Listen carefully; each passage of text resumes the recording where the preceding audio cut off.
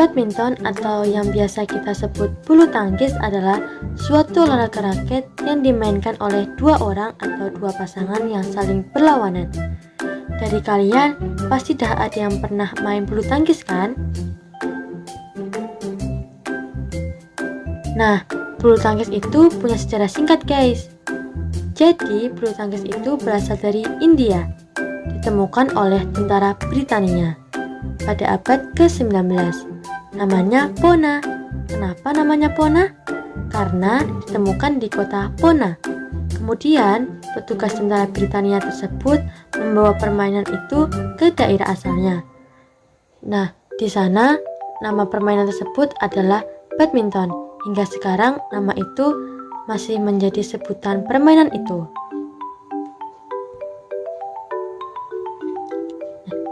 Bulu tangkis ada 5 partai guys. Ada tunggal putra, tunggal putri, ganda putra, ganda putri, dan ganda campuran. Tunggal putra, satu cowok lawan satu cowok. Kalau tunggal putri, satu cewek lawan satu cewek. Kalau ganda putra, dua cowok lawan dua cowok. Kalau ganda putri, dua cewek lawan dua cewek. Kalau ganda campuran, cowok cewek lawan cowok cewek.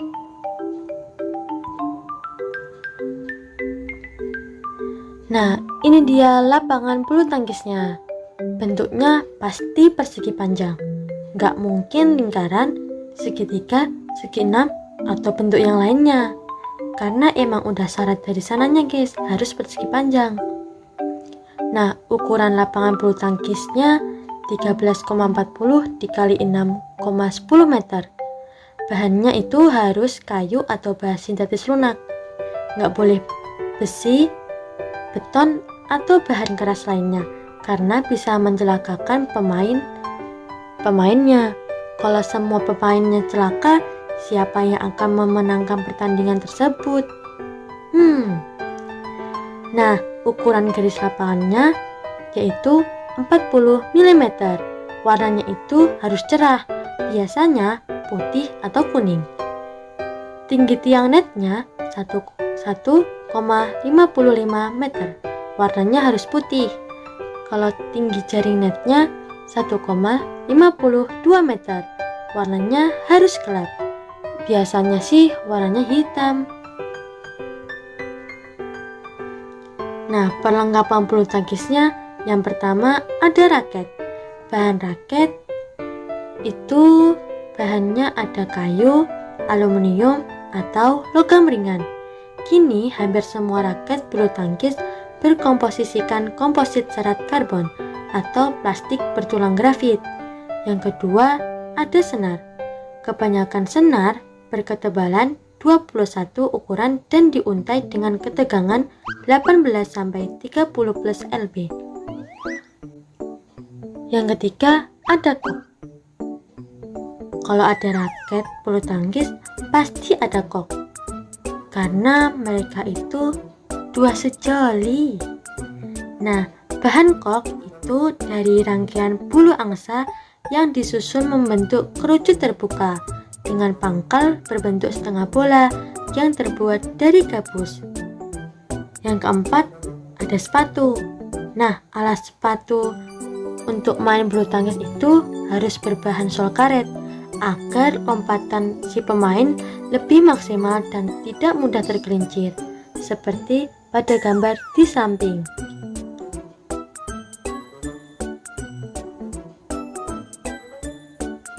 Bagaimana sih cara bermain bulu tangkis? Nah, simak baik-baik ya. Yang pertama, tiap pemain atau pasangan mengambil posisi berseberangan pada kedua sisi jaring di lapangan bulu tangkis. Yang kedua, permainan dimulai dengan servis oleh salah satu pemain.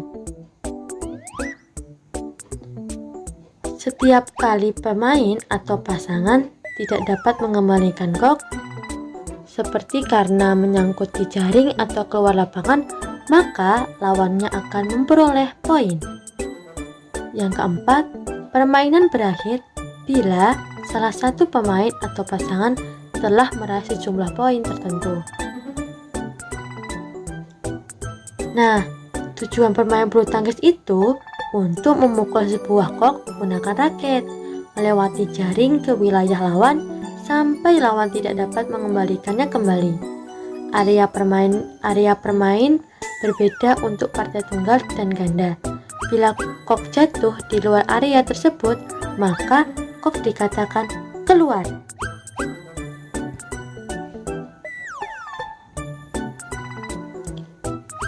Teknik memegang raket. Yang pertama ada forehand grip. Forehand grip itu memegangnya raket berada pada posisi miring, kemudian dipegang oleh ibu jari dan jari telunjuk seperti tangan mengepal. Usahakan bentuk pegangan selalu menyerupai huruf V, seperti pada gambar di samping. Yang kedua ada backhand grip. Backhand grip itu hampir sama dengan forehand grip guys. Namun, posisi pegangan sedikit masuk ke dalam.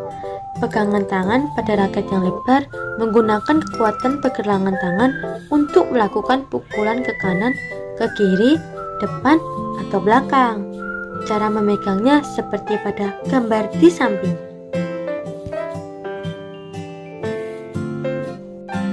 Yang ketiga ada American grip. Nah, American grip itu ibu jarinya dengan jari telunjuk menempel pada bagian pegangan raket yang luas atau lebar. Pada teknik ini sangat cocok digunakan untuk smash, namun sulit digunakan jika melakukan netting. Cara memegangnya seperti pada gambar di samping. Memegangnya seperti memegang stick drum.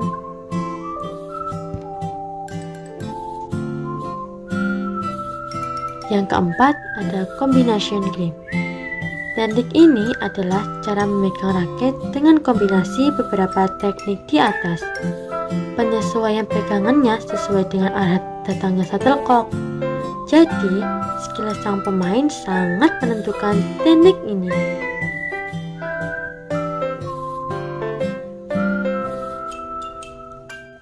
Teknik pukulan bulu tangkis. Teknik pukulan bulu tangkis ada 6 guys. Ada service, lob, drive, drop shot, smash, dan netting.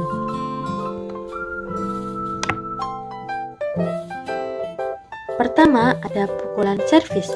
Pukulan service itu sebagai permulaan permainan. Pukulan service ada 3. Yang pertama long service, kedua short service, ketiga flick service. Long service itu memukul kok dari bawah dan diarahkan ke bagian belakang lawan. Kalau short service diarahkan ke bagian depan lapangan lawan.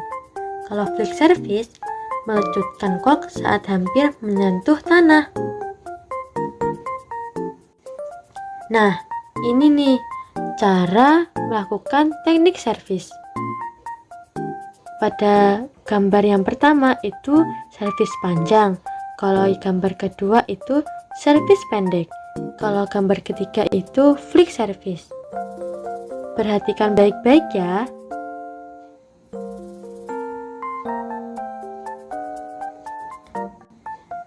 Kemudian ada pukulan lob. Pukulan lob bertujuan untuk menerbangkan shuttlecock setinggi mungkin, mengarah jauh ke belakang garis lapangan lawan, sehingga lawan itu susah menggapainya. Nah, pukulan lob itu ada 2, ada overhead lob dan underhead lob. Overhead lob dilakukan dari atas kepala dengan melambungkan ke arah belakang. Kalau underhead lob dilakukan dari bawah dengan cara memukul di bawah badan dan dilambungkan tinggi ke belakang. Ini gambar teknik pukulan lob.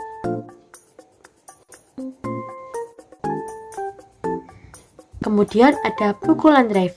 Pukulan ini dalam bulu tangkis biasa digunakan untuk menekan lawan atau untuk tidak memberikan kesempatan kepada lawan mendapatkan bola-bola melambung sehingga lawan tidak mendapat kesempatan menyerang dengan pukulan overhead.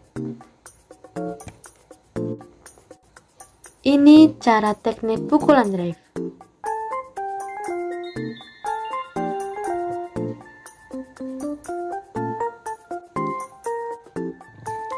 Kemudian ada pukulan drop shot. Nah, pukulan drop shot itu bertujuan untuk menempatkan bola secepatnya dan sedekat-dekatnya dengan net pada lapangan lawan. Drop shot dapat dilakukan dari bagian atas dan bagian bawah. Drop shot terdiri atas dua macam, yaitu drop shot penuh dan drop shot potong.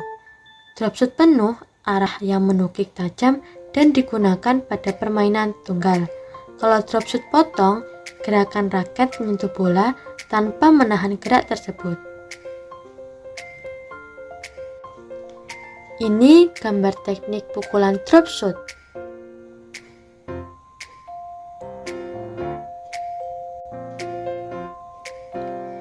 Selanjutnya ada pukulan smash. Pukulan ini dilakukan dengan cepat dan sekeras-kerasnya. Pukulan ini sangat mematikan lawan loh guys. Nah, pukulan smash ini ada 4 macam. Ada smash penuh, smash potong, around the head smash, dan backhand smash. Smash penuh ini dilakukan dengan down raket seluruhnya dan dilakukan dengan sekuat tenaga. Kalau smash potong, smash ini kurang keras jika dibanding dengan smash penuh, tapi kok lebih tajam dan lebih terarah dan dilakukan secara menyilang. Yang ketiga itu ada around the head smash. Around the head smash itu men-smash di depan pundak kiri atau bahkan lebih ke kiri, yaitu smash dengan memutar mengitari atas kepala. Nah, yang keempat itu ada backhand smash. Backhand smash itu smash yang dilakukan dari sebelah kiri dan mengutamakan keterampilan pergelangan tangan. Backhand smash ini sangat cocok untuk menambah shuttlecock yang meluncur tanggung di dekat net. Ini gambar teknik pukulan smash.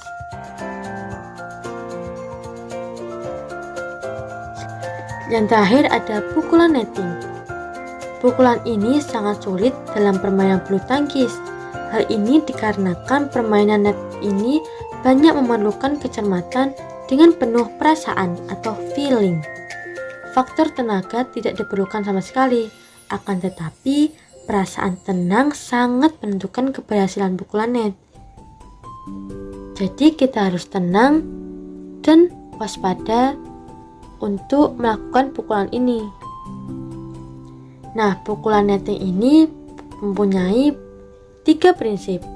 Yang pertama, shuttlecock harus diambil di atas atau setinggi mungkin. Yang kedua, lambungan shuttlecock harus serendah mungkin dengan net. Yang ketiga, jatuhnya bola harus serapat mungkin dengan net. Ini gambar teknik pukulan netting.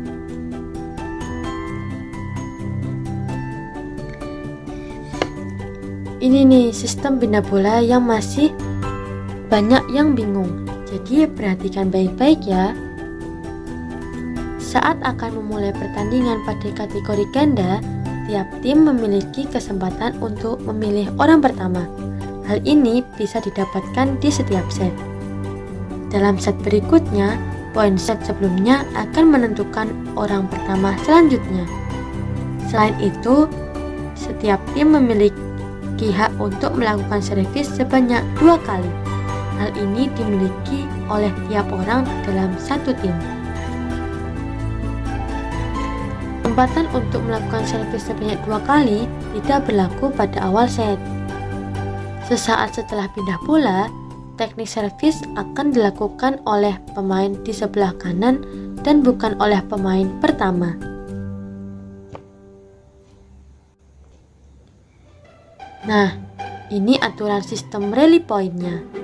Yang pertama, setiap tim hanya mendapatkan 1 kali kesempatan untuk melakukan servis, atau dengan kata lain, tidak ada servis kedua, seperti yang sudah dijelaskan tadi. Yang kedua, tim atau pemain akan terus melakukan servis hingga poin berikutnya diraih oleh lawan main. Sistem rally point yang terbaru adalah sistem rally 21 poin. Yang ketiga, pada tiap set, poin tertinggi yang bisa diraih adalah 21 poin. Hal ini tidak berlaku jika ada chaos atau perpanjangan waktu, karena permainan antara kedua tim atau pemain sangat ketat. Yang keempat, rally point berarti setiap pemain dapat mematikan lawan. Maka, pemain tersebut mendapatkan poin tambahan tanpa adanya perpindahan kok dengan game 2-1. Yang kelima, dalam sistem rally point, ada perbedaan dalam ketentuan pemain yang servis antara tunggal dan ganda. Keenam, permainan ganda, pelaku servis adalah mengikuti poin yang didapatkan. Pemain yang mendapatkan angka 11 terlebih dahulu pada satu babak akan mendapatkan recovery atau waktu istirahat 30 detik.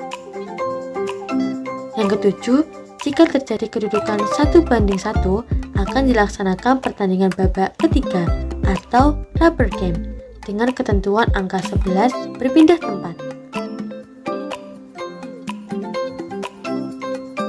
Sekian, terima kasih. Kurang lebihnya mohon maaf. Wabillahi taufiq wal hidayah. Wassalamualaikum warahmatullahi wabarakatuh. Thank you for watching. See you.